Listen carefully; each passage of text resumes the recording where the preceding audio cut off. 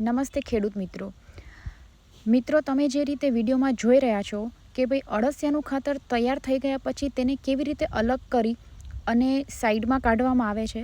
તો તૈયાર થઈ ગયેલા ખાતરને ઉપર ખપારી મારી અને અળસિયાથી છૂટું કરી દેવામાં આવે છે અને પછી તગારામાં ભરી અને એને અલગ કાઢી લેવામાં આવે છે. અને ત્યારબાદ બેડની અંદર લગભગ 1 થી 1.25 ઇંચ જેટલું જ લેયર બચે છે, જેની અંદર માત્ર અળસિયાનું કલ્ચર બચે છે. એ અળસિયા આપણે ભરી અને જ્યારે બીજી વખત નવા બેડ બનાવીએ ત્યારે એ બેડની ઉપર નાખી દેવામાં આવે છે.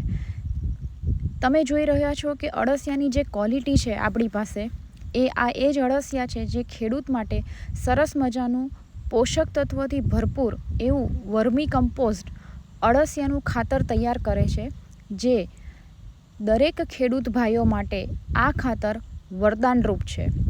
કેટલા સુંદર અને હેલ્ધી અળસિયા છે આપણી પાસે કે જે આપણા માટે ખેડૂતો માટે કામ કરે છે. જય હિન્દ, જય ભારત.